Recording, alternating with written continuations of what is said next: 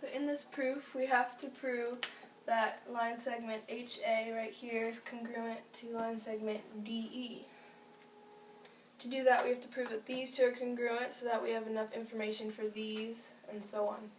So the first statement is angle HCD is congruent to angle HGD, and we know this because it was given information.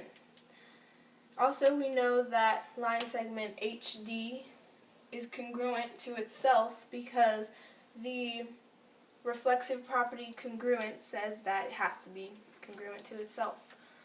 And next we have line segment HE, so right here, is parallel to line segment DA because it was given information. Then we have angle GHD, so GHD, this little angle right here, is congruent to angle CDH right here, because since we know that DA is parallel to EH, and this line is a transversal that cuts through both of them, we have to say that these opposite angles are congruent, and we know this because of alternating interior angles. Therefore, we have enough information to say that triangle HCD is congruent to triangle HGD because of angle-angle side congruency. Now we have enough information to prove that these two triangles are congruent. So angle HCD, this one, is congruent to HGD because it was given information. Then we know that angle HCB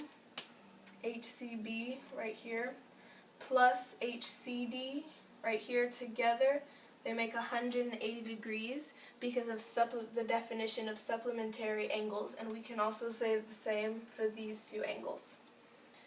Now, because of algebra, we can say that if I subtracted the value of HCB from 180, the outcome would be HCD, and the same for these two angles. Also, since this angle is congruent to this angle, and this is congruent to this, we can substitute them within the equation. And because the transitive property of congruence says that if A is equal to C, and the value of B is equal to C, since they're both equal to C, A and B have to be equal to themselves. So we know that angle HCB is congruent to DGF. So now we can say that line segment HC right here, is congruent to line segment DG because of CPCTC. CPCTC just means corresponding parts of congruent triangles are congruent. And that means, since we know that these two triangles are congruent, automatically every part of these triangles must be congruent. So now, angle HBC and angle DFG right here, those are both equal to 90 degrees because we know that these two line segments are perpendicular, and perpendicular lines create 90-degree angles.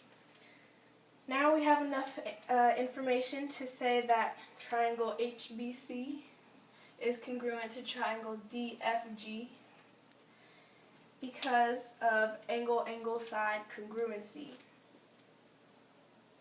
Now we can move on to proving that these two triangles are congruent.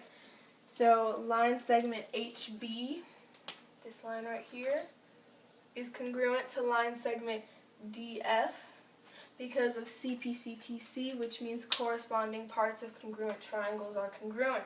So since these two triangles are congruent, these lines have to be congruent to each other.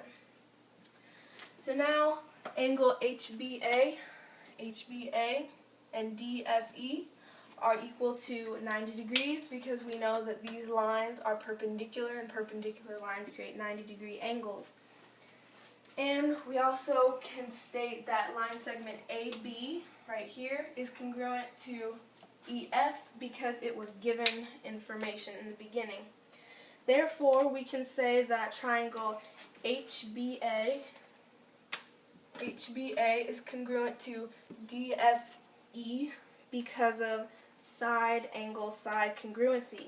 Now that we know that these two triangles are congruent, we can now say that line segment HA is congruent to line segment DE because of corresponding parts of congruent triangles are congruent.